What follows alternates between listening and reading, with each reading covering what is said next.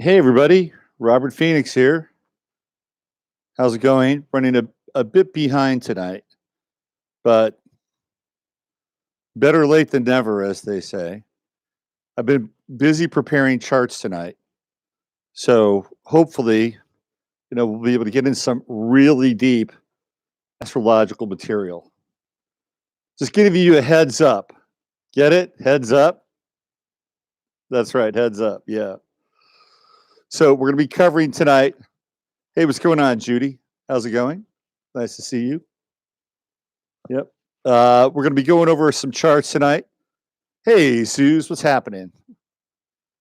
Yeah, hey, what's going on? There's my pal, Alexis. Humdinger. Woo, woo, woo, woo, woo. Yeah. Hi, Sally. Hello. You see, this is really, there's Robin. Hey, Robin. I've started to get jealous of Jasper because Jasper gets all this attention, right, on Facebook, and everybody loves Jasper. Jasper. So I just decided, I'm gonna get in on the cat thing, right? Hey, Farrah Jade, you saw that coming. Sally, you must be psychic. Cats are very intuitive. You know that, right? That's what they say about cats. They're very, very intuitive. So what's going on out there? Hey, Anna, what's happening? Lots to cover tonight. We're gonna get into some pretty good material. Aren't I hot? You know I'm hot. That's right. There's 3 letters in cat, C-A-T, and 3 letters in hot, H-O-T. Yep, hot. Going hot, hot, hot. Yeah. Let's see, there's Farrah Jade. Sun is going over my ascendant. That's good. The sun is going down behind me. And it's going to be night here soon.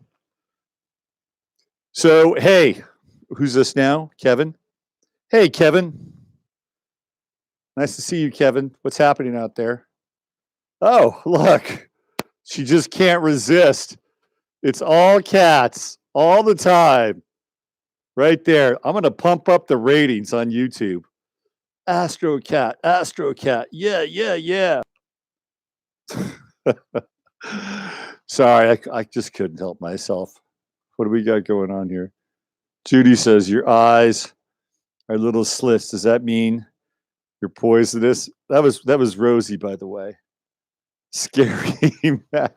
Hey, it was either this or I don't know. It was the panda mask. And that's just too weird, right? That's just too weird. Hey, how was everybody? That was fun. Hey, Debbie. Just needed to break things up a little bit. There we go. Yeah. What's going on? Hey, welcome to the Sunday night live stream. Gonna have a little levity with all the gravity too, right? Absolutely. Levity and gravity. Levity is the solution to gravity. Wow. Where do we start? Pretty intense weekend. Another shooting. Oh, what was the guy's name that did the shooting in Jacksonville? Hey, Lynette. David Katz. Go figure, right? David Katz. Yeah, we got that Saturn Uranus sun trine happening. And let's drop down a little bit with that moon in Pisces. So we've got a sun moon opposition, which means the full moon is rising. That's right. Hello, Justice Moody. How are you? Justice Moody. Sounds like a judge. Justice Moody. You don't want a moody judge. That's for damn sure. Who is counting down to Mars direct? Yeah, it's this Mars thing, man. It's been such a long time, right? Such a long time with Mars freaking retrograde. I'm ready for it. I'm ready for a little Mars direction, little Mars direct direction. Although it is trying my sun right now, so I can live with that a little bit. It's hanging around. That's right. It is hanging around. So yeah, we've had a pretty big weekend, haven't we? We've had a pretty big weekend. So if you're not aware, there was another shooting tonight in Jacksonville, Florida. which means that we're back in the shooting season. This one was a weird one, right? It was at a tournament for Madden NFL, and some 24-year-old kid from Baltimore named David Katz went in, and apparently he lost a game and decided he was going to go Dirty Harry. And of course, he's dead. You know, these people always die. Seldom do they actually collar them and try to figure out what the fuck is going on in their heads. And even if they do collar them and try to get into what their heads are doing, they're generally like sporting scrambled eggs for brains, right? So there's that. And of course, we had John McCain pass away. We're going to look at John McCain's chart tonight. If you go to my website, robertphoenix.com, I've got 3 charts teed up and ready to go. 2 of them are, well, they're all timely. One is Yasser Arafat, who was the head of the PLO. We're going to look at his chart tonight. Lyndon Baines Johnson. Hello, Eileen. Lyndon Baines Johnson, whose city, Johnson City, is the next city over. We're going to look at his chart tonight. And then finally, the last chart we're going to look at tonight is John McCain. And there's a lot of outpouring of sympathy, right? A lot of outpouring of sympathy to John McCain. People love John McCain. I love him. He's a war hero. During the last couple of years, he stood defiantly in the face of Donald John Trump. And that has garnered a lot of respect and a lot of love in the hearts that do not like President Trump. And he courageously strode out to cast the deciding vote when it came to Obamacare, right? That was his last big hurrah. Well, I've got a bit of a different opinion of John McCain, the man who made a shitload of money off the savings and loan scandal and pilfered at the public trough. I'm okay with not always speaking kindly about the dead.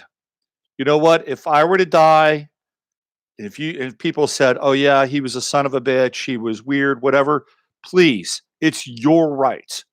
Speak of me only truthfully and honestly in my passing. Hopefully that's 15, 20, 25, 30 years from now. But you have absolute permission to say what you ever want about me after I leave this mortal coil and take my final breath. Don't feel like just because I've passed away at some point that you have to hold back and say, "Oh, he was a really good guy." Let it rip. That's what I'm talking about. McCain was a lifelong criminal. He was a lifelong criminal. He was a total setup to help Obama get elected. And this whole idea that he was a maverick is a bunch of bullshit. Rarely do you find Virgos that are mavericks. Sorry. Just, it's just the way it is. It's not part of the sign. We're going to look at his chart tonight. We're going to get into one John McCain. He was a total warmonger. He was an absolute warmonger. McCain never spoke about the elder who committed suicide during the SNL scandal. That's absolutely right. McCain and his buddies went in and plundered the SNLs, man. Totally plundered.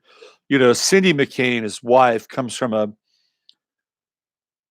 mafia family, a gang family, big liquor distributorship. So John McCain married into her family.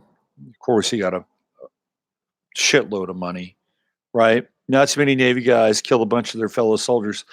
Yeah, that's true. Judy brings up a really good point. So he was on an aircraft carrier when he was, a maverick, and he decided to do this crazy, flaming, like he just, like you're supposed to like ramp up and get speed and then take off from the aircraft carrier. What McCain did when he was on this aircraft carrier is he threw everything he just jetted off, and a massive flame shot out of the engine of the jet. Okay. And it was a real mess. People were on fire. The ship was on fire. It was a really bad scene. And McCain, of course, was nowhere to be found. He was cowering somewhere down inside the bowels of the ship while everybody else was trying to put the fire out. That's a fact. That's part of the public record. McCain had a record in the military that caused most people to do time. Absolutely. And of course, he comes from a military family. He was able to skate and that whole Hanoi thing. I mean, who really knows what went on there, right? Who knows what happened with him in Hanoi? Was he a Manchurian candidate? Did he get preferential treatment? I mean, it's probably pretty unlikely that he was doing a deer hunter thing.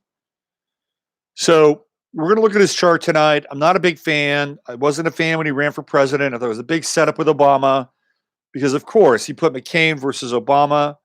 And do you remember when, like, the savings and loan scandal hit? It was right before the election. McCain says, well, we should cancel the election. Let's cancel the election. You can't fucking do that. You got to have the election. But he wanted to cancel the election because he sounded so concerned, didn't he? Incredibly concerned. Oh, man. Okay, John McCain, we're going to look at your chart tonight. We're going to try to get into you and pull things apart. It's the Pisces moon tonight. Not one of my favorite moons, but at least it's early. So we're gonna look at some of that. What I mean by early. So for me, at least it's in trine with my Mars and in trine with my Neptune. So hopefully I'll be able to channel some of that Pisces moon tonight. He gives Virgos a bad name. Yeah, I know. Well, how about Lyndon Johnson? He's another Virgo. We're going to talk about him tonight as well. He's not another great Virgo. I'm sorry. So what's really interesting is that we're talking about McCain and public service to the country. What are you a fan of when it comes to Pisces? Oh, look, I've got South Node in Pisces in my chart. I think the Venus in Pisces is wonderful. It's a wonderful aspect. Jupiter in Pisces is wonderful. Fantastic. Even Moon in Pisces is great. It's just opposite my Sun. That's all. I mean, everything else with Pisces is great. Venus, Jupiter, Pisces people, when they're evolved, are the best people on the planet. They really are. They're really incredible people. Loving, kind, compassionate, gentle, patient. They're the best when they're evolved.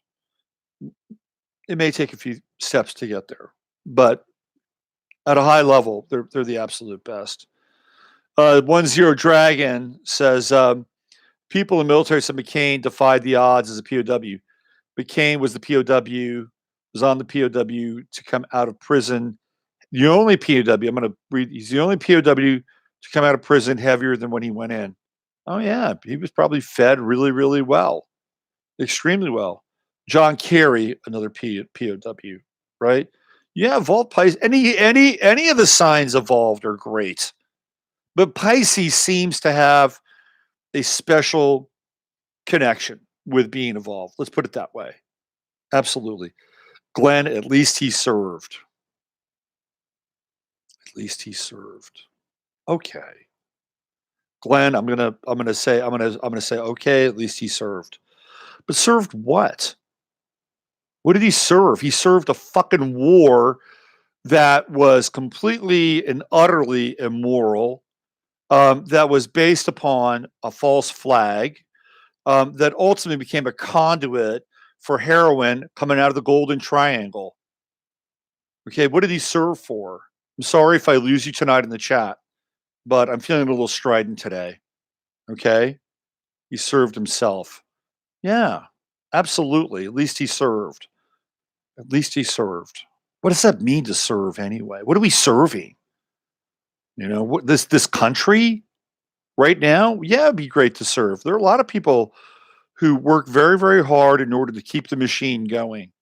But quite frankly, I would kind of like a different machine, to be honest with you, because this one, the wheels are falling off. And I really would love to see America, quote unquote, great again. And what that means for me is probably different than what other means, right? What it means for other people. I would love to see America great again. I would love to take like little pieces of America you're the patchwork quilt and say, well, let's have a little of this and a little of that and a little of this and a little of that. And let's put it all together and make the best parts of that happen.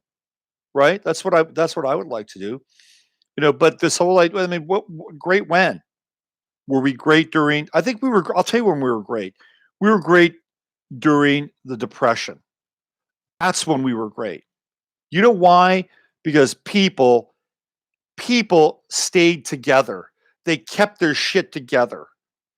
They helped one another. They got through a really heavy time, right? That's when America was great. When it was really difficult, really, really difficult. That's when America was great. Okay? In my estimation, during the Depression. I know it sucks if you think about it, but it's true. We weren't high on the hog. I'll tell you what else when America was great. That in between period between World War I and World War II, it's kind of an interesting period. People are getting on their feet. There's some expansion happening. And then World War II happens, and we're sucked right back in to the war machine. Were we great because we went over to go fight this war in Europe, right? Did he commit suicide? I don't know. Maybe. Maybe Tim asked me. I feel like another depression scenario before we'll be good again. So, okay. Yeah. I mean, what is suicide? You go into hospice and they just hit you with tons and tons and tons of morphine. Sure. Why not? He got off of his cancer treatment. He probably, yeah. I wouldn't call that suicide. Maybe it was assisted suicide. I think they made him take a pill like on Scandal. Hey, what's happening, Joan? Maybe they made him take a couple of pills. How would you want to go out? This is an interesting question. Since we're in Pisces, the Pisces moon, how would you want to go out? Would you want to go through everything consciously? Like I remember when Timothy Leary was dying, and people would come by where he was living, and they would just give him drugs all day. He was tripping on acid. He was doing downers. He was smoking hash. He was doing, smoking opium. I mean, he narcoticized his way right out of this plane of existence, right? How would you want it? Let's say you were going through this process and it was a prolonged process. Would you want to be clear? Would you want to just go through everything and feel everything, even if it was difficult? Or would you want the soft exit? What would you like? Let's see, Lynette says Hunter S. Thompson. Hunter S. Thompson was killed. You know that, right? Hunter S. Thompson was murdered. You know why Hunter S. Thompson was murdered? Because Hunter S. Thompson filled snuff films for the elite. That's how Hunter. So he was actually on the phone talking to somebody, and the rumor is that somebody came in and wasted him. So look up if you want to, Hunter S. Thompson, snuff films, filming, photography. Hunter S. Thompson, by the way, talks about adrenochrome in Fear and Loathing in Las Vegas. And Johnny Depp, who plays Hunter S. Thompson in the movie Fear and Loathing in Las Vegas, also talks about adrenochrome. No, he didn't do himself in. Hunter S. Thompson was filled with absolute guilt and fatal remorse by the time he died. Look up adrenochrome, Hunter S. Thompson, and you'll know exactly why he mentions adrenochrome. Okay, getting a little heavy here tonight, but it is the Pisces full moon. Absolutely. So we have McCain, and we have the death of McCain, and we have a shooting in Jacksonville on the Pisces moon, which means that I'm sure we'll start to get a lot of furious tweets by David Hogg starting tomorrow. No doubt, maybe even starting tonight. By the way, David Hogg believes he's going to be bigger than Jesus Christ, speaking of Pisces. You can look that up on the internet as well. It's out there. It is definitely out there. Okay, so I think we're officially into tonight's show. Sue says, from the time I was little, the message was, I would go in my sleep. At 27, the first thing a past life reader at the psychic fair says, I will not tell you how you die. Well, that's probably a responsible thing on the psychic reader's part. No, that belongs to John Lennon. Laugh out loud. So why don't we? You John Lennon. Wow, that's the wine of the little piggy. Ugh, there you go. That's how we want. I think sleep would be great. Nelson Rockefeller for a long time.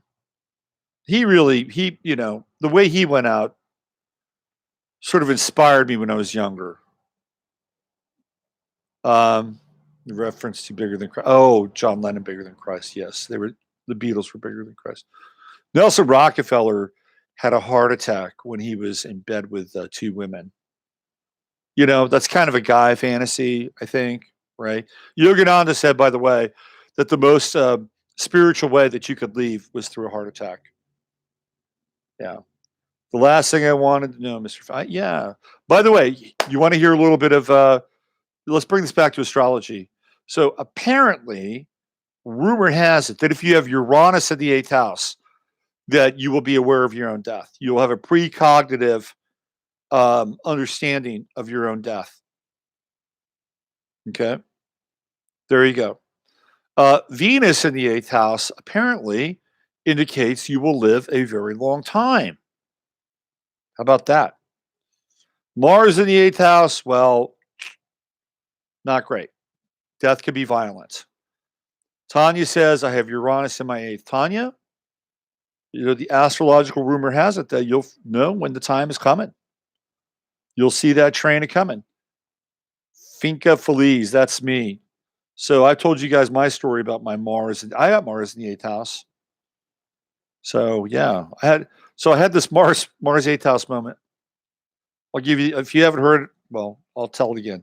Nothing in the 8th house, Judy. Hey, Devin, what's going on?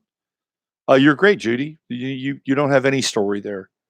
So one time I was driving in my car I told the story before, I'll tell it again. It's kind of, since we're talking about it. I was driving in my car and it's about 1:30 in the morning and it's on the Pacific Coast Highway, Southern Oregon, right? And there's nobody there. It's just me and my girlfriend.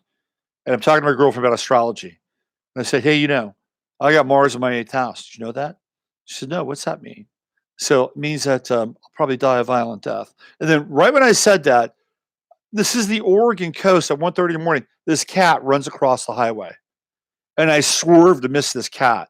And I nearly flipped the car over. So the moral of that story is when you're driving down, up the Oregon coast at 1:30 in the morning, make sure your thoughts are in alignment. It's really important.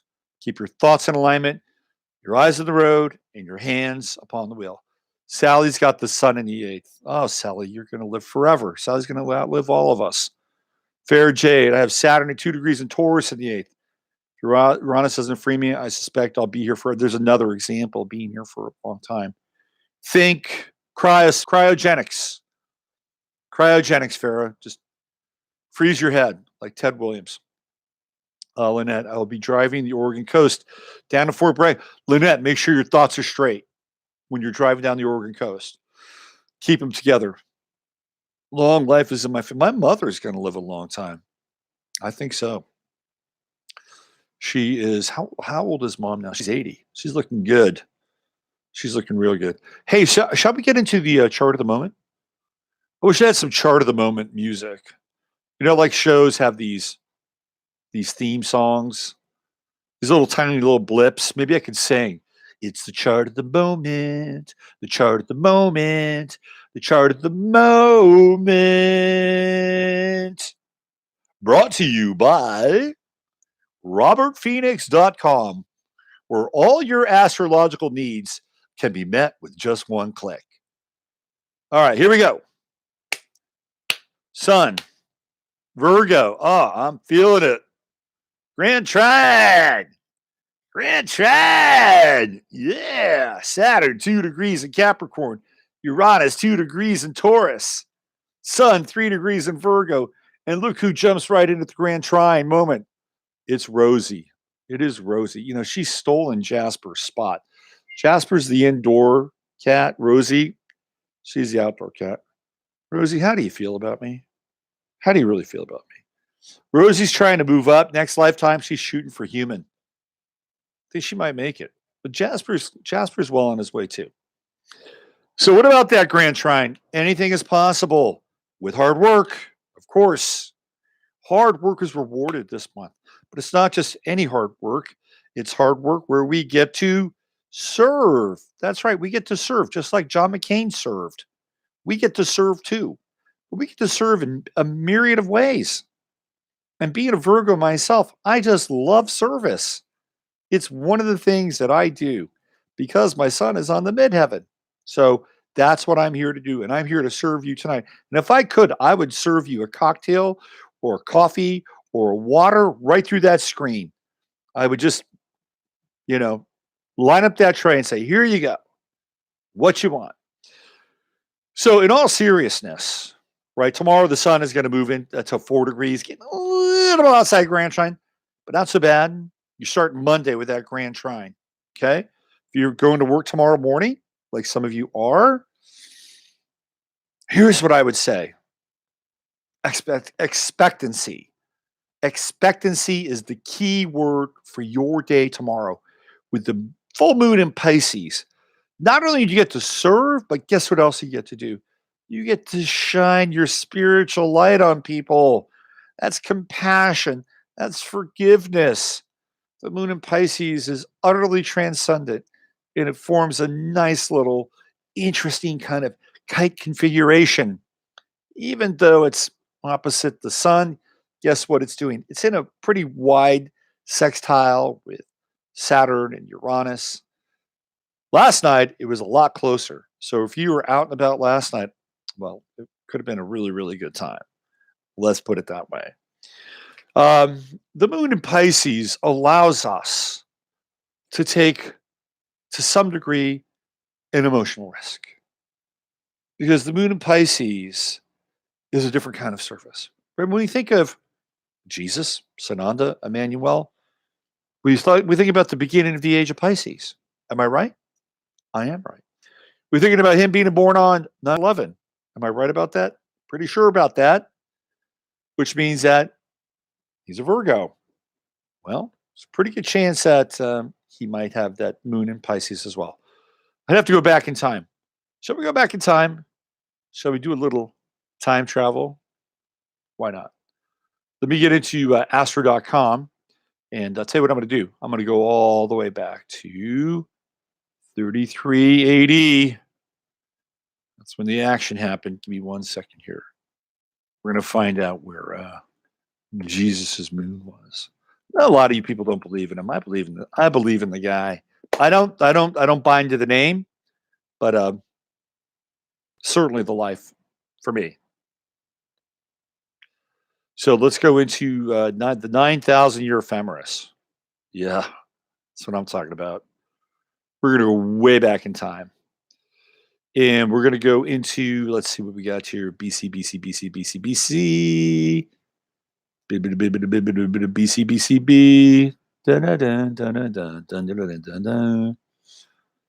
Let's see what we got. Countdown to ecstasy. 50. 49. We're going to go all the way back to 33. 33. Master number. There we go.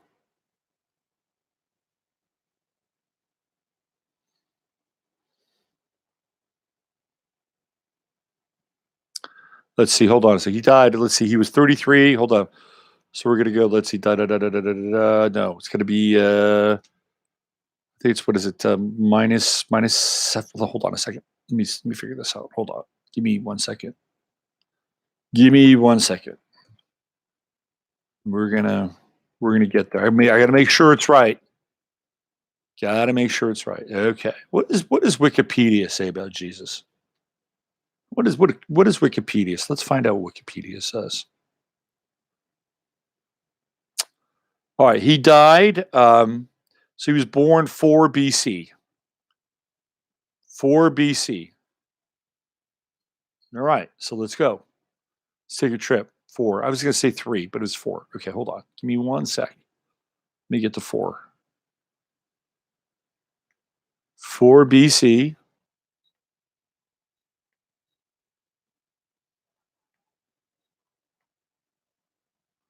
Oh, sometimes I wish computer was faster. Hold on. We're going to get there. Jesus, I'm coming. I'm coming to you. Here we go. Hold on. Hold on. We got 25.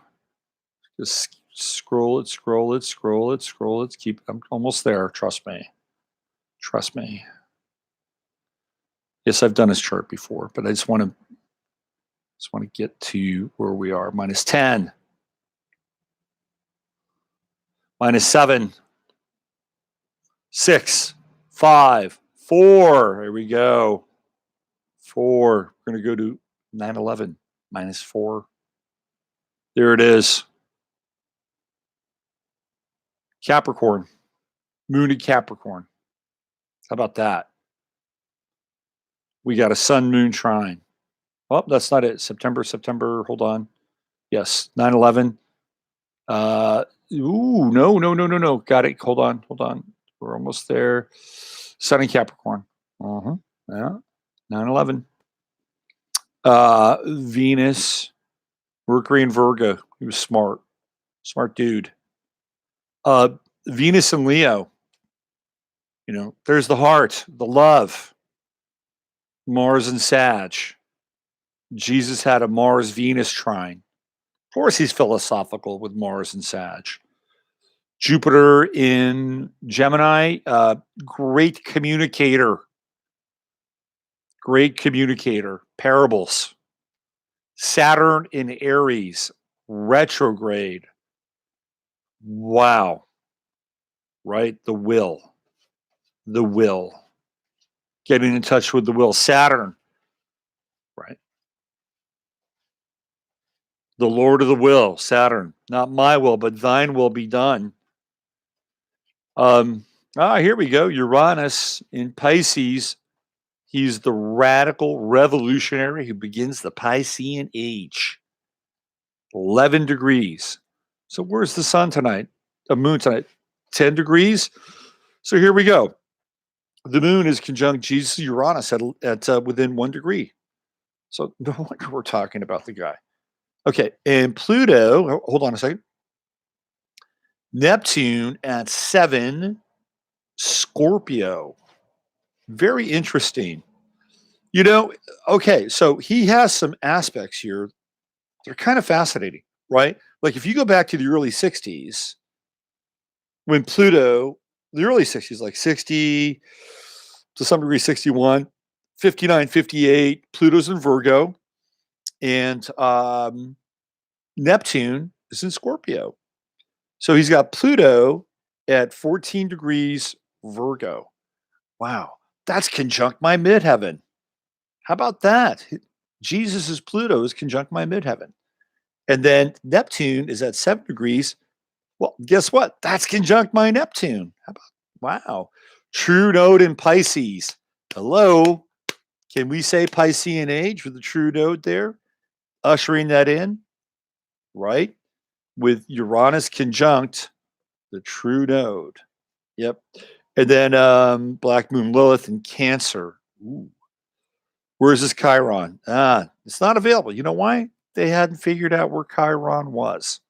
It's not available. Chiron did not exist. Anyway, so there's a breakdown of his chart. It's a very interesting chart. Of course, he's got the Pluto Sun conjunction, 14, 15 degrees Virgo, right? How about that? Very interesting chart. Venus and Leo, and he was a lover. This guy was a lover. So if I was doing Jesus's chart, if he was sitting across from me, this is what I'd be telling you, Ben, you're a lover. You are a lover. And you have a tremendous capacity for compassion and forgiveness. It's true. It is not blasphemic. I'm telling you.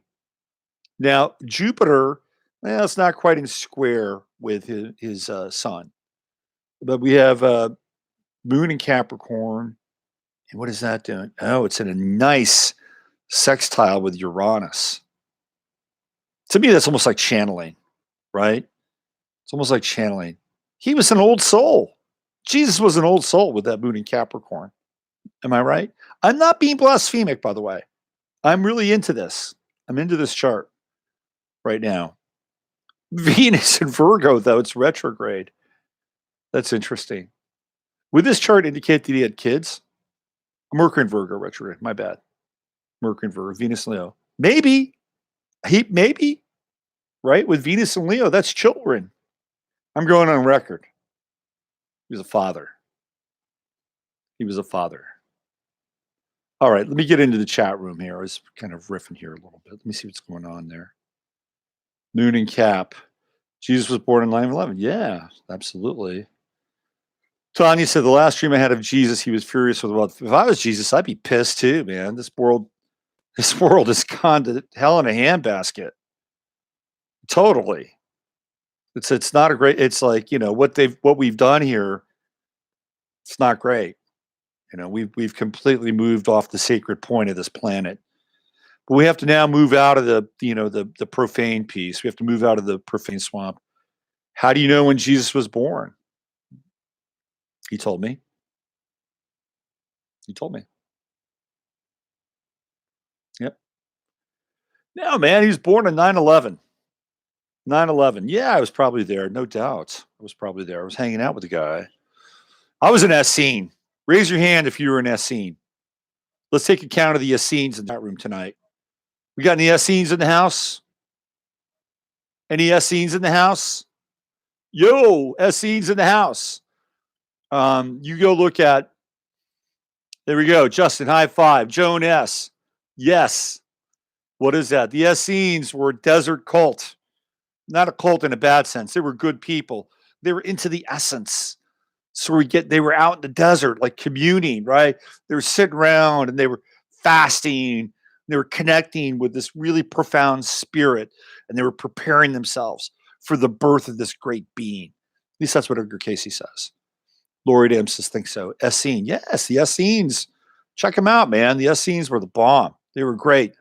Now, according to Edgar Casey, Mary was an Essene, and she was chosen amongst the Essenes to be the most pure. And I'm talking Jesus' mother, not the other Mary. And she had a different path, that Mary. Have I been, Tim, why do you ask me that? No. Have I been drinking? Absolutely not. God, what's up with you people? Every now and then, man, you just look, sometimes when I do the show, you get nothing but fastballs down the middle, right? Fastball down the middle, fastball down the middle, fastball down the middle. Some days you're going to get curveballs. Some days you're going to get knuckleballs. Some days you're going to get a screwball, okay? It's called mixing it up. If I did the same fucking show every week, would you show up? Right? Maybe. I don't know. But I gotta move things around a little bit, man. I'm 57 years old. I got to keep things light. Okay? Man, it's Pisces Moon. And if I was drinking, what would it matter? Why would it be a big deal if I was drinking? Would you go leave the chat room and go find a sober host somewhere? Oh, let me check. Sober astrology. Go find that. How about that? Okay, there you go. My life is my life and my business is my business. And what I do and how I choose to interact with you on this night of my own free time is how it is. There you go. All right. Thank you. Pisces Moon. Pisces Moon. Pisces Moon. Serenity now. Pisces Moon. Let's get back into the chart at the moment. Okay. Mercury's in Leo. Yes, I'm being a little dramatic tonight. It's okay. It's really okay. It's coming up. Mercury's getting ready to conjunct my Uranus. So, yeah, Mercury and Leo. Let's get a little theatrical. Come on. A little pizzazz. Right, a little showbiz. Maybe tomorrow when you step into that workaday environment, you could bring a little Mercury and Leo. It's not quite in conjunct with the moon. By the time you get up tomorrow, it won't be anyway. But, it is okay to be a little dramatic. Have a little dramatic flair. Mercury and Leo wants to communicate with some color, some verve. Remember those things? Color and verve? Our world is so gray, so washed out right now. It's not, it is, it is not really, and what's happened, right? So the colorful parts of the world are like so freaking bleeding technicolor that it's almost like too much. Like, I was thinking about this. I was thinking about like the pedophile stuff. And pedophile in the sense that like people like Rainn Wilson and James Gunn and one of the creators of Rick and Morty, these people who have these completely blasphemous Twitter feeds. And they've just gone to such a far end of the spectrum of what they call humor, what used to be called off-color humor. Like you would hear off-color humor sometimes, and it would be kind of funny, right? It would be like, it was the kind of humor that made you uncomfortable a little bit, but you knew was funny, and everybody said, oh, like Richard Pryor was off-color humor, but he was really funny. And Dave Chappelle, a little off-color humor, and it kind of pokes everybody, but this pedophile shit with comedy is not off-color humor. It's like beyond the pale, because what's happened in order to like puncture the social norm, because we look at people like Richard Pryor, George Carlin, Dave Chappelle. I don't want to put Lenny Bruce in there. Maybe Bill Hicks. I mean, these people were like pushing kind of the social norm. They were puncturing things. They were making you feel just a little uncomfortable. Like the pedophile humor does not make me feel a little uncomfortable. It makes me feel a lot uncomfortable. Like it's just not funny. And I don't know where they think that they got the idea that we have to go beyond the pale and have a social norm, not just puncture it, but take a slasher knife to it. It's just, it's like somebody, needed to walk that back a little bit. Maybe, just maybe, making jokes about dicks and babies is not really that funny. It's just not, right? So, colorful humor, fine.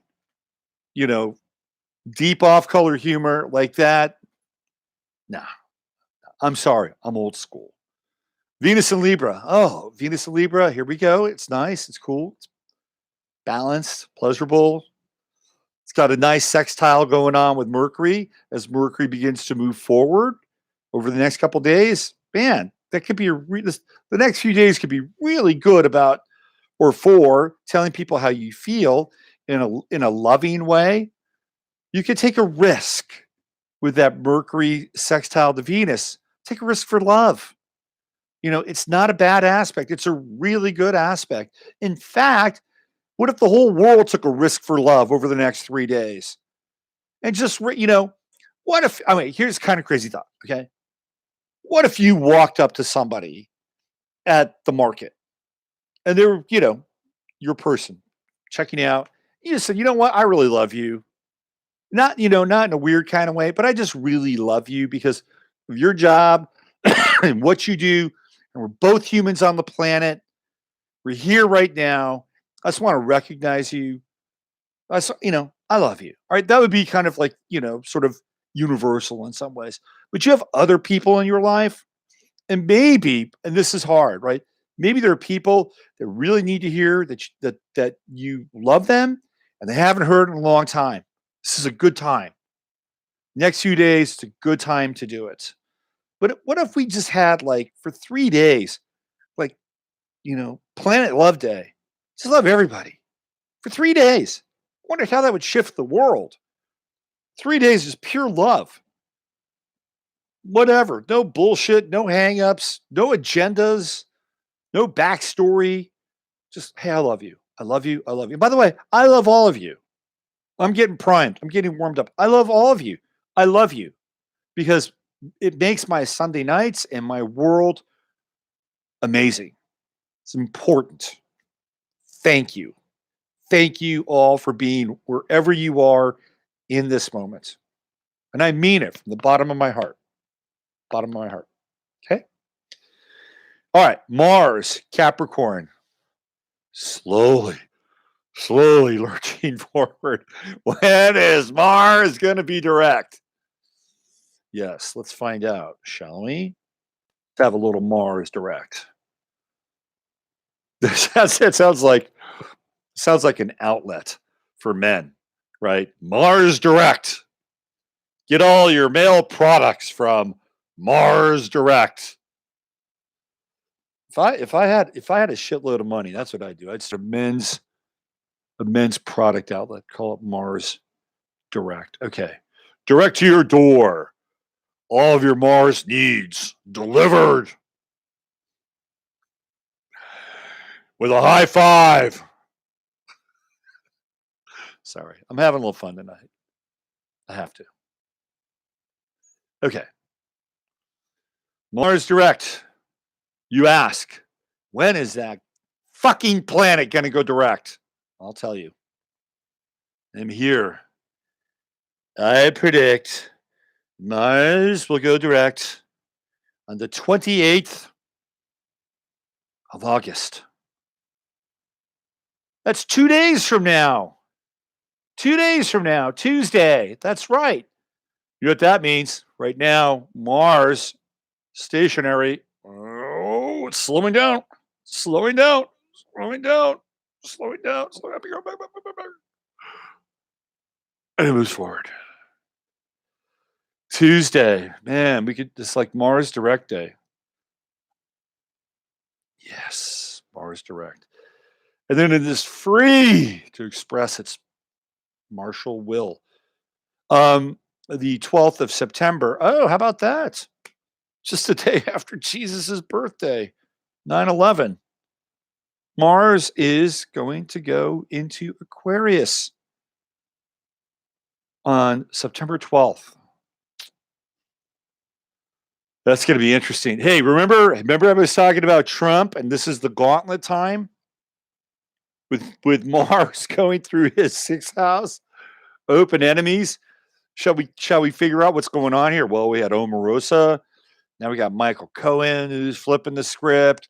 Now we have David Pecker, who is the publisher of National Enquirer. Is that not a great name for the publisher of National Enquirer, Pecker? I mean, I couldn't think of a better name for a guy that publishes that newspaper, Pecker. And if you've ever seen his picture, he looks like a David Pecker too. I wish I had his teeth. He has great teeth. Trump is having it, man. He's getting hit. He's getting pilloried. And by the way, I feel sorry. I feel sorry for him. I do. He's doing everything in his power to stay fucking elected and in office. Do you see where he took more money away from the Palestinians? He took a bunch of money away from them. It's like, because they probably told him, look, Don, taking some money away from the Palestinians can buy you a little time. Maybe gets you to the midterms. You know what I'm saying? Right? He took a bunch of money away. I mean, these people are living on fucking subsistence anyway. And he cut their budget. But on the other hand, pumping up the budget to that country right next to it, right?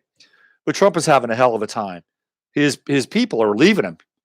They're abandoning him. And now you're starting to see Mike Pence starting to come out, talk a little bit more. He made that Kennedy proclamation. He said, "We shall return to the moon." That was Mike Pence, Gemini, just like Trump and just like Kennedy as well. Look, if you're the left, you may want to pump the brakes on kicking Trump out because you're going to get Mike Pence.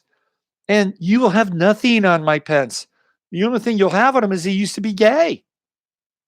And he went through some conversion therapy, and now he's not gay anymore, supposedly. But, there are rumors, Mike Pence and, the little ones. Yeah. But do you think they're going to go there? Think the left will go? No, they will never go there because that's not what they do. They won't cannibalize their own. But you'll have nothing with Mike Pence on the left. He's Mr. Squeaky Clean, and he'll do everything. Well, I guess that doesn't make that different than Trump. He'll do everything that Tel Aviv tells him to do. He'll go to war with anybody. Trust me on that. Anyway, Trump is running the gauntlet. It's going to go all the way up through October. And, when we think of open enemies, I thought, well, maybe it's going to be kind of an attack on his life. Well, it is, but it's not happening with crosshairs and bullets and explosive. It's happening with people. Like he's having to go through the gauntlet. A lot of intense past life stuff here for Mr. Donald John Trump taking place. Let's see what else we have. Let me go back to the chart of the moment. Jupiter and Scorpio. Oh, so we've got a Moon Jupiter trine tonight. Well, for those of you who are not single and perhaps have the wonderful opportunity to get off of this live stream when it's over, or maybe even before it's over, if you happen to have a significant other, tonight could be a really good night to hang out with them. I'm just saying, it could be wonderful. You could open the doors of not just sex, but intimacy with the Moon Jupiter trine and the moon is full. Remember that old song from the, what is it, like the 20s or 30s? By the light of the silvery moon. They don't write tunes like that anymore, do they? What would be the modern equivalent of that? Yo, what's up? The moon is silver. What's up? What's up? What's up? It reminds me of Patron, silver. Well, I'm chilling and I'm illin'. Right? That's how it would go. I'm sorry, I'm a 57-year-old white guy trying to rap. Saturn is in Capricorn. What's part of that grand trine? The menage a trois in the sky. How's that for a little Moon Pisces, trine Jupiter and Scorpio? Language. Neptune and Pisces. We got a Moon Neptune conjunction. Tonight's a night for some dreaming. That's right. Good dream night tonight. So whatever you do to get into your dream space, whether it's take a nice warm bath or melatonin or little CBD, whatever, you may want to, invest a little more tonight. Could be a very good dream night. Pay close attention to them. Pluto is in Capricorn, 19 degrees. So we are going to have a Moon Pluto sextile. I'm liking this Pisces moon more and more and more as the show goes on. Let's see what else is going on in the chat room. All right. Let's see. Because if young people thought about love, they'd forget about pop music today. Laugh aloud, don't stick to your. I know, I'm not a good rapper. I'm sorry. That's not what I do. But I tell you what, though, I think if I had the right substances, maybe I could fake it a little bit. No Catino says my dreams have been totally nuts. Deborah Kale says she can't sleep. Take a warm bath, Deborah Kale. Take a warm bath, a little bit of Epsom salt, and Deborah Kale, rub your feet. So have somebody rub your feet. Tim asked me, "Are you on crack?" No, I'm not on crack. That is so funny, Tim. Tim's a card. Tim is a card. I liked him a lot. He's a good guy. For a while, he was really on my case about my sound with my show, right? It's 5:16. Lynette says, my Gemini bestie was telling me about a crazy dream she had last night. Have you been smoking chicken? Have I been smoking chicken? No. I had chicken tonight, though. I did. I had chicken salad. I made the chicken myself. In fact, I did smoke the chicken. I have a grill right over here, and I used some adobo spices. Yeah. So yeah, smoked chicken. I did have smoked chicken. I did. It's true. Let's see. What do we got? That used to be code for when pot was illegal. Yeah. Well, it's certainly not illegal, but they're having problems. Like California's having problems with selling it now. California's like create a bunch of barriers for it. Fine song, Dream Lover. Oh, Bobby Darin. There's a good one. That's another good one. Dream Lover by Bobby Darin. For earthquake forecast, watch Dutch Since. Yeah, Dutch Since has been around a long time. He's usually pretty accurate, by the way. Pretty accurate. But he got taken down. Like there was like some weird stuff around Dutch Since. Right around, I think around 2011. He like threatened with his life, and one of his friends died. Dreamweaver, Gary Wright. Love Dreamweaver. That's such a great. It's that song is so ethereal, right? It's got that bass line, boom, boom, boom, and Kira has that really high kind of falsetto voice. I wish I could play that right now. Right now. Hey, there's Emily. Say hi to Emily. Emily Moyer in the chat room right now. Yeah, Blue Moon. There's another good one. We're getting all nostalgic tonight. We are getting nostalgic tonight on the live stream. You want to get okay? So here's a couple things I wanted to talk about. Okay. Nah, Tim is good, man. Tim's a good guy. Just Tim. Don't diss on Timmy. Don't diss on Timmy. Timmy's a good guy. He just likes to give me shit. It's okay. Tim, we love you. We love you, Tim. When was the last time somebody told you that they loved you, Tim? Maybe everybody in the chat room can just say, Tim, we love you. Wouldn't that be good? Here, I'll chat it. I'll just type it in there. Just myself. Tim, we love you. There you go. There it is. That's what we're going to do. I think every Sunday night, I'm just going to pick somebody out. We're just all going to unconditionally love that person. Okay? Just going to do that. Every Sunday night now, that's what we're going to do. Everybody, one person a week, just unconditional love. That's what we're going to practice here, right? So you never know what it's going to be your turn, but we're going to love you unconditionally in the chat room. Okay? Love you, Emily. It's not Emily's week. You're jumping the gun on Emily, okay? You're jumping the gun. But we do love Emily too. Okay. Hey, all right. So I wanted to talk about, excuse me. I wanted to talk about a couple of things tonight. I wanted to talk about these two generations, Pluto and Sag kids and Pluto and Capricorn kids. Because one of the things I was reading was I was reading about how like the fashion for Generation Z is very different than like the millennials when the millennials were their age. And I thought it was a really interesting notice. Like when the millennials were in their teen years, middle school and high school, the preppy look was really big, which I think is interesting, right? That the millennials were sort of influenced by the preppy look. In a lot of ways, some millennials are anything but preppy. They're almost like anti-preppy, right? The Pluto and Sag kids are really into athletic wear. They like to wear shorts. They like to wear sweats. They're really into sneakers. They are into clothing that is athletic and performance functional. And I thought that this was really interesting because the bulk of these kids have Pluto and Sagittarius. And Sagittarius is kind of a sporty sign. It's like it's outdoors. It's really athletic. It wants to be casual. Sagittarius is not a formal sign. And I thought it was really interesting that this is kind of like their look. And one of the things that I think that, like, if you look at what's taking place with somebody like David Hogg, who's trying really, really hard to get into these kids' heads, these Pluto and Sag kids' heads, some of them will be affected by him because Sagittarius tends to be ideological. And if they fall into the ideological camp, I think they'll to be moved around.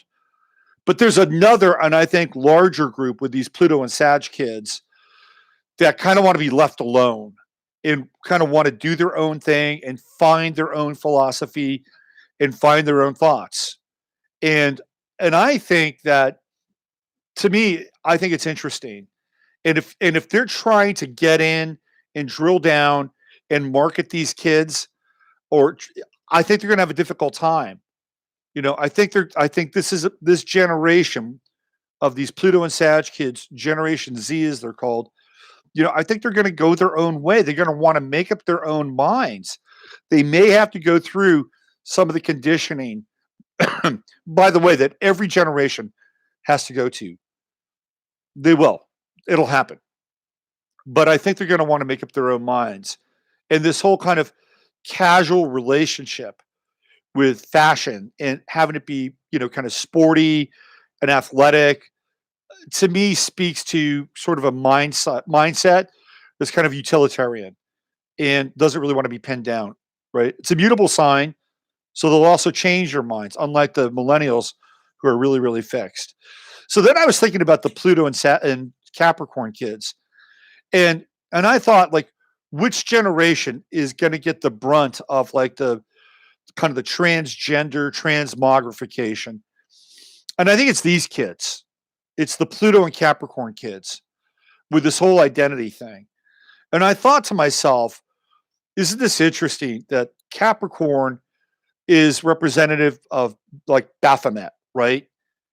And when you see Baphomet, what do you see? You see an image that is, for all intents and purposes, transgendered.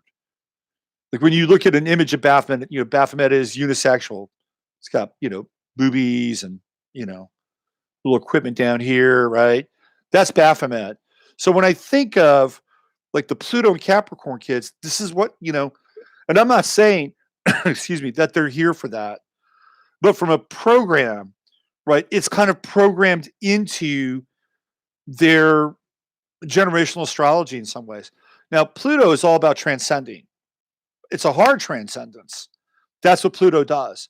And every generation with their Pluto has to transform whatever relationship, astrological relationship, like Pluto and Virgo have to transform their need to serve or to feel wanted.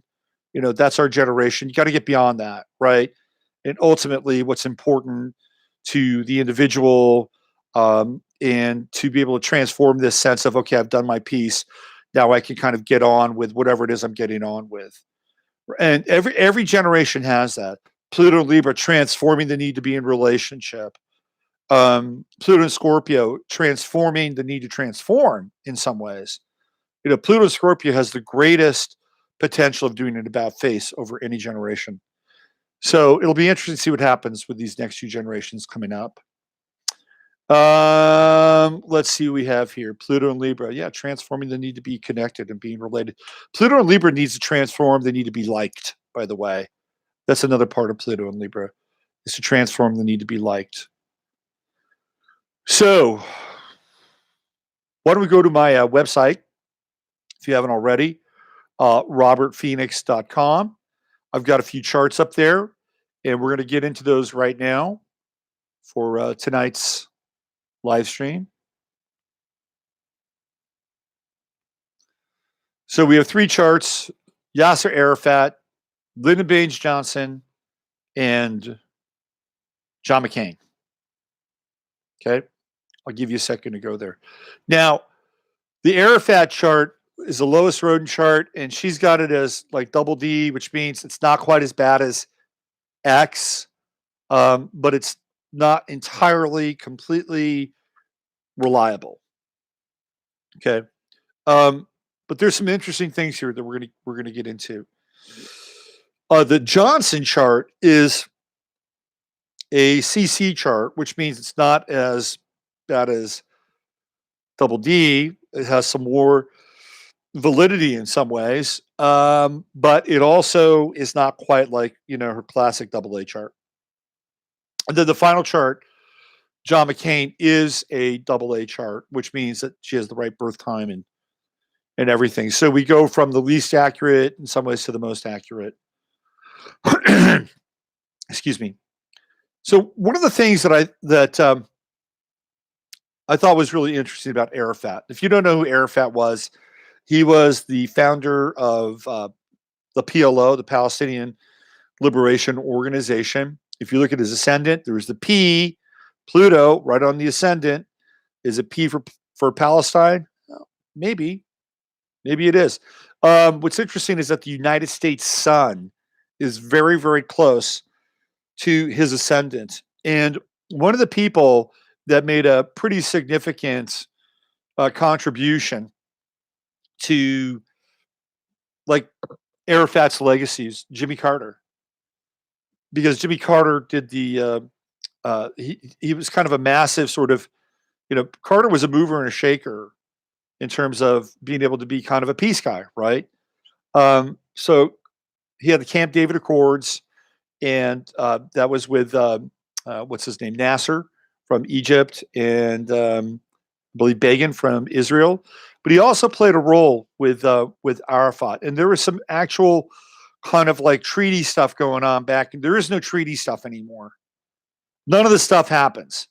Nobody's sitting down with the head of Hamas, and Hamas was started, of course, as a counter influence to the PLO. So Hamas doesn't come out of the PLO. And there are a lot of people who believe that Hamas is and was started by Israel. And I think that there's probably some truth to that. So it's kind of controlled opposition. Happens all the time, all over the place. So we have Pluto right here. And the United States sun is very close to Arafat's ascendant. So he had a strong connection both with Pluto. By the way, supposedly, and I can't confirm this, but supposedly Arafat is a descendant of Muhammad. That's what I've heard. Okay. And he was born in Egypt and eventually made his way to Palestine. We spent a lot of, but he was all over the Middle East. What I thought was really interesting for the chart as well is that Uranus on the midheaven in Aries. And back in the 70s, if you were around then, it was a pretty radical time. You know, there was a lot of like tension in the Middle East, even more tension. Most of the tension in the Middle East now is made up. I think only about half the tension in the Middle East was made up back then. Now it's almost all made up, you know, with Al Qaeda and ISIS, and Daesh, you know, all these groups that we helped create, right?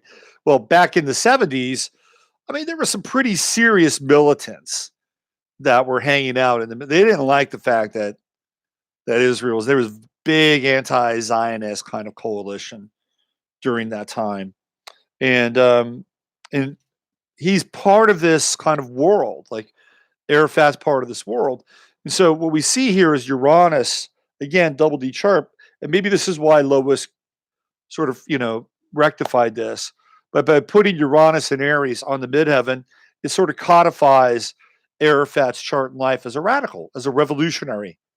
And Uranus and Aries, here we go. We're Uranus and Pisces, but we've already seen that 70-year, 84 years, right? 84 years. That's 84-year cycle charted would have taken place. What's interesting is he has Mars down at the bottom of his chart in the sign of Libra. And Mars in Libra is interesting because it fights for peace, right? It's again one of these sort of paradoxical aspects in astrology. Mars in Libra needs a cause. So if Arafat, again, whatever you think of him, right? If Arafat was fighting for a cause that was related to the fourth house or his home, that is kind of a worthwhile application of Mars. And as Mars is pretty well aspected because it's really early Libra at 3 degrees, and it's in trine with Pluto. Actually, that's Mercury that's in sextile with Pluto. Mars is kind of go along for the ride. Where's that Mars trine happening? Well, sextile in Uranus. Is that right? No, it can't be right. Hold on. My bad. Now, let's see. Hold on. It's conjunct Mercury. That's about it. I thought it was doing something.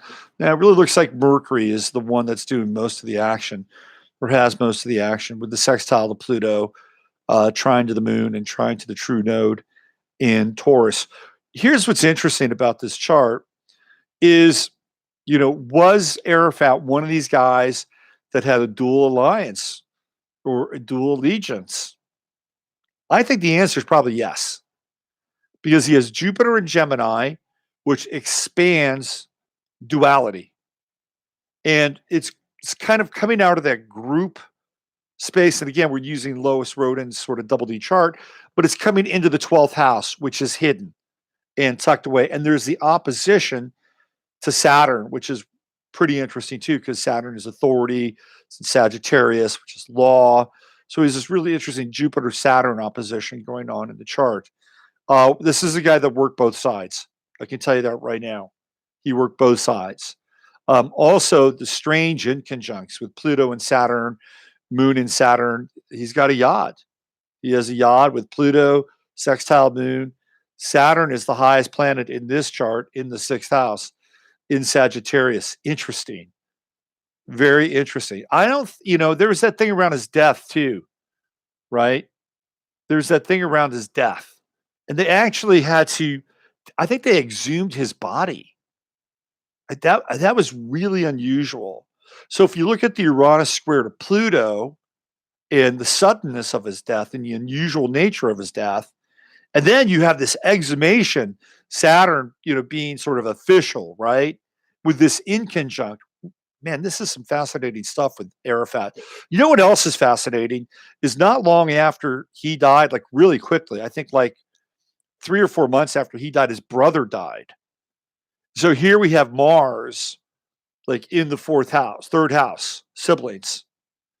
Now, I don't know what was going over Mars at that time. I'd have to go back and look, but I thought that was very, very interesting. As a character, again, based on the lowest rodent chart, people that have Pluto on the ascendant are very intense people, and they're very polarizing people, obviously. And sometimes it can be people that are intensely positive and powerful and deep, and sometimes they can, push you away and have a very different kind of effect. I would say by and large that he was probably a loyal person, even though he's got this strange relationship with Saturn and authority. Very interesting.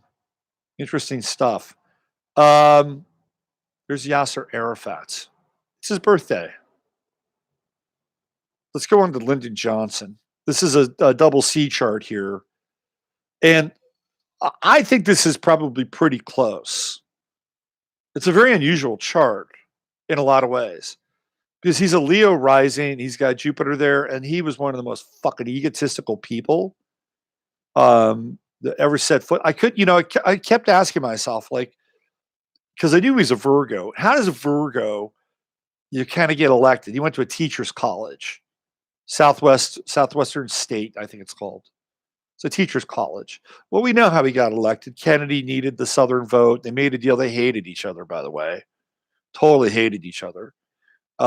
Johnson has Pluto and Gemini in his chart at 25 degrees. I think it might be close to Kennedy's sun. I'd have to look at his chart. But Kennedy has a whole bevy of planets in Taurus in his chart, which means they're all up on Johnson's midheaven. Now, they're in trine with a lot of his Virgo stuff. But I'll tell you right now, if somebody's got a bunch of planets around your midheaven, guess what? They dominate you. It's just the way it is. Their energy is coming in over the top. So he didn't like Kennedy. He's got Jupiter in Leo rising. Kennedy, I think, has like 4 planets in Taurus. And they're right there in his midheaven. So he's dominating his chart. And Johnson, for all of his Virgo and Texas kind of aw shucks and all that, he was an egomaniac, especially with Jupiter and Leo. In fact, he hated the fact that Kennedy got a ton of girlfriends. Hated it. The other thing about Johnson, which I talked about before, look at all that Virgo in his 1st house. Mars, Moon, Sun. So his Moon is at 9 degrees.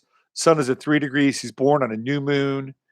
One of the things that Johnson used to love to do, apparently he had a really big schlong. Okay, so he would invite heads of states over to the White House, and so they would, could you imagine this?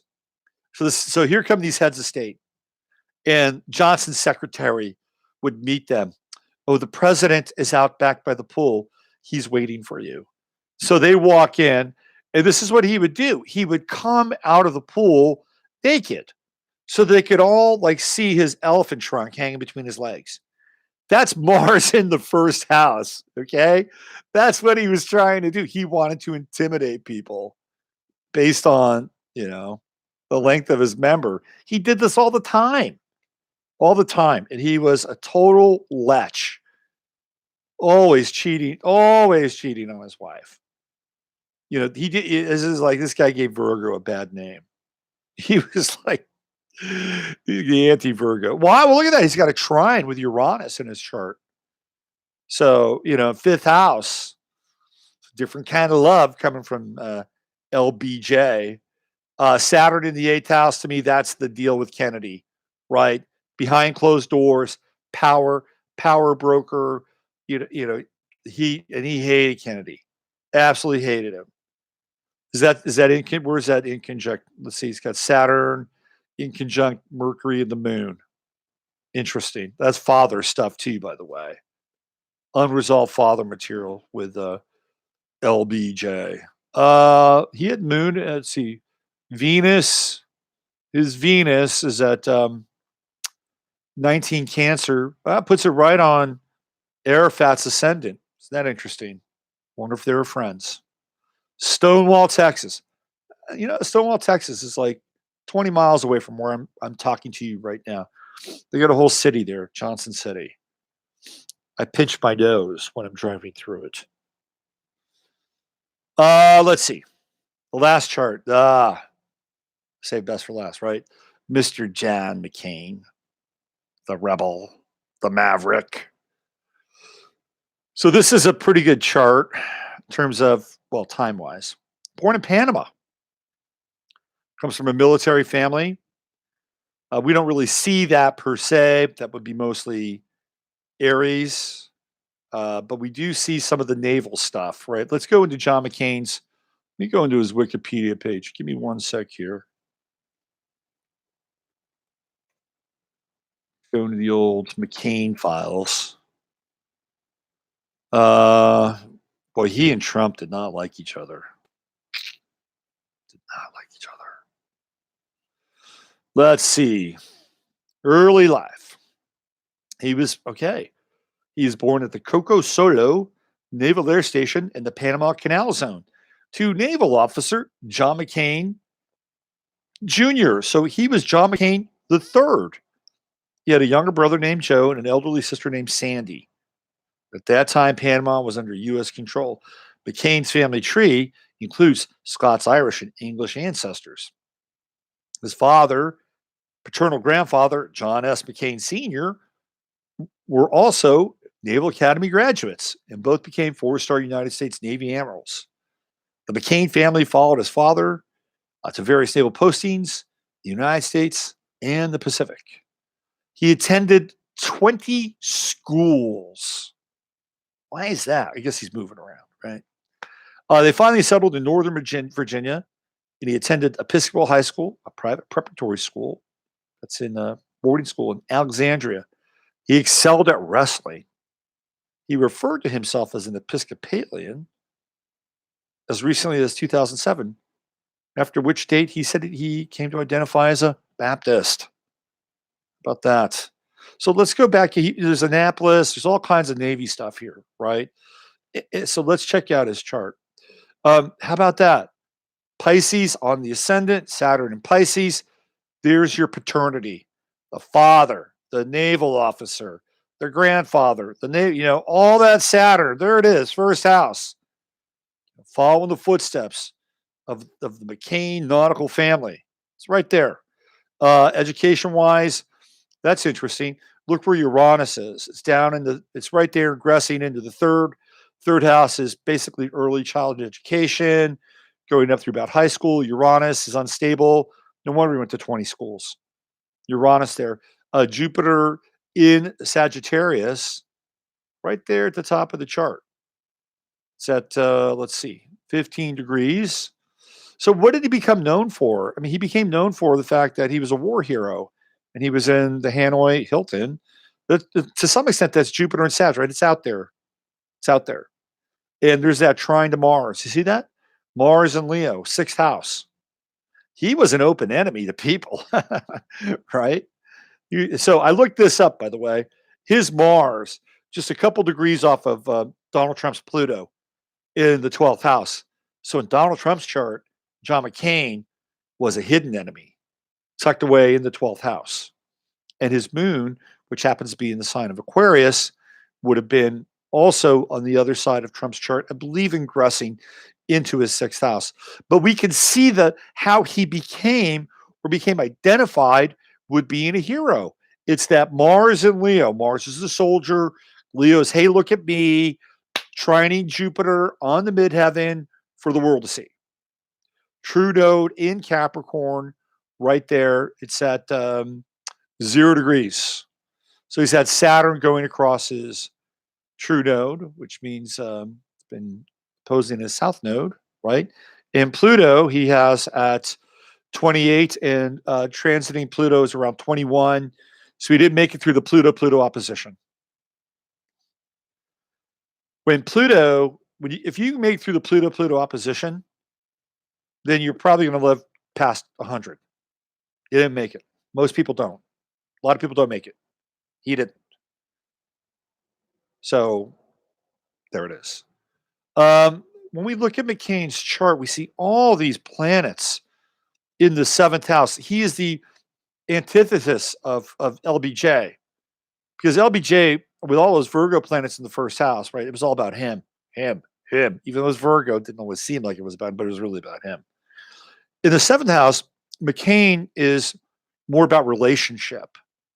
And even though he has Mercury in Libra, he's got that Venus in Virgo. It's in a wide conjunction with Neptune, right? And he's got that Neptune-Saturn opposition. Man, all these Virgo planets are opposing Saturn in his chart. And he's got that Neptune square. Neptune square, which is at 16 degrees. And it's right in square with Jupiter.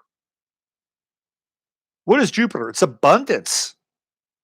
And he's got Neptune. And remember, what does Neptune do? It siphons.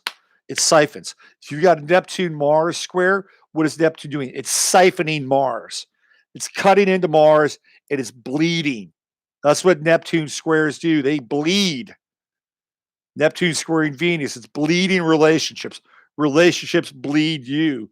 Neptune-Mars square, it's like, oh, I give up. No, don't give up. Patch it up and keep going, Mr. Neptune square Mars person. Neptune square Mercury, it bleeds the mind, right? Thoughts, communication get fluid, bordering on pathological.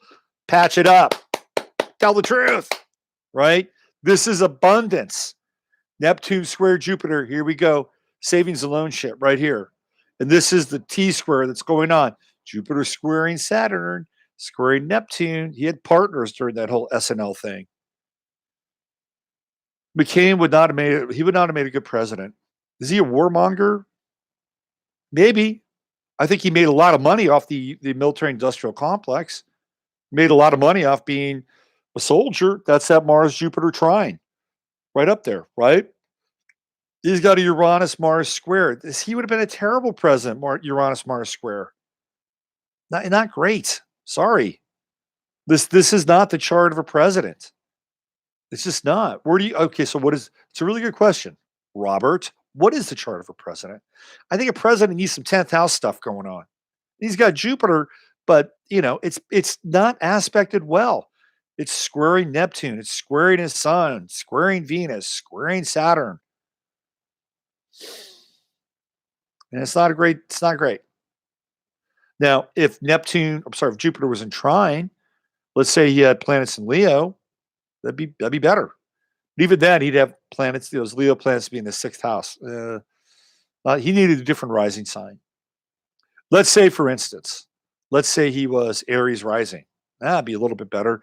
Would have put Jupiter in his 9th house. That's okay. True node would have been in the 10th house. And let's see if Leo planets would have been in his 5th house. That would have been much better. This is not a chart of somebody's presidential material. Yes, I know he's got true node in the 10th house. He's meant to be in the world, right? But Jupiter also is kind of lazy at times. It's kind of lazy. It's just the way it is. Last year, he had Saturn, right? He had Saturn in his 10th house. Saturn's right on his true node right now. I guess it's a good time to die if Saturn's on your true node, because you'll be remembered, right? People will speak in reverential Saturnian tones. He has Moon in Capricorn square Uranus. Wow. This guy's kinky. That's a bit of a kink because look where Uranus is ingressing into the third house. I think John McCain liked to watch. That's what I think. It's my 2 cents. I'm being hard on the guy. Are there some good aspects? I can see where the Maverick thing would come into play. He's got that Sun Uranus trine. He's a Maverick. Well, really though, when he was running for president against Obama, and people were saying he's a Maverick, did anybody buy that shit? That he was a Maverick? Hell no. You know, it's interesting. Sarah Palin was his running mate, and she's an Aquarius. I think she's born like February 11th. And he's got that moon. He's got that moon in Aquarius. That's interesting. And that was the whole William Crystal job. William Crystal picked her. You know, William Crystal was Irving Crystal's son, like one of the top, most obnoxious fucking neocons on the planet. It's like, that's one of those guys I just want to slap. Slap him. Wouldn't you just want to slap him? I'd like to throw a pie in Robert Mueller's face. No, Peter Strzok's face. I'd like to put a pie in his. Wouldn't that be great? Wouldn't it be great to see like lemon meringue just dripping off Peter Strzok's? He'd look frightening, though. I think he'd look frightening. Like if you hit Peter Strzok with a pie in the face, he's already got that devil shit going on, right? You hit him with a pie in the face and it starts to melt like that, droop down. Oh my God. I mean, that could give people nightmares. Maybe we shouldn't do that. Anyway, hey, look, John McCain. You know what, John McCain? You were brought up in a military family. You know, maybe a really good possibility that in those 20 schools you went to, some weird shit happened to you with a Mars-Uranus square. Maybe you were violated. Maybe you were brought up in an environment where you had this generational either hard abuse and soft abuse, and you couldn't help who you became, and you got on the gravy train, and you figured out how the system worked, and the system supported you, and you got on top of it all. You know what? I'm going to do my best right now. John McCain, I'm going to absolutely unconditionally love you. I'm going to unconditionally love you right now. I'm going to turn off, it's the Pisces moon. I'm going to turn off my cynicism. I'm going to turn off my heat. I'm unconditionally love you. You know what? I hope wherever you are having a revelatory time. And whatever is taking place for you, I hope it's merciful and ultimately kind. Because I would wish that on myself. So John McCain, bless you. Not for your service, not for your past, not for who you were amongst us, but for who you are as part of our family. God be with you, John McCain. And I mean that in all sincerity. All right. I mean, come on now. Is there anybody that we would wish the pits of hell on? I mean, I could think of a few. But right now, John McCain, fly. Fly away, John McCain. I hope you find the meaning of what your experience was.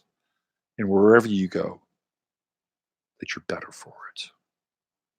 All right, let's check in with y'all. Who we got here? This full moon is a doozy. Go be with Jesus. Absolutely. Hey, there's Ann Holloman. What's going on, Ann? What's happening? McCain and Palin were dog and pony show. Totally. Sarah Palin was kind of interesting. She's an MK Ultra chick. She's an MK Ultra gal. She came up through the beauty pageant system. There was an Idaho, right? So she was one of these beauty queens. You know, total. Her husband, the sleigh driver, was her handler. It was his name Tim, right? Is that his name Tim?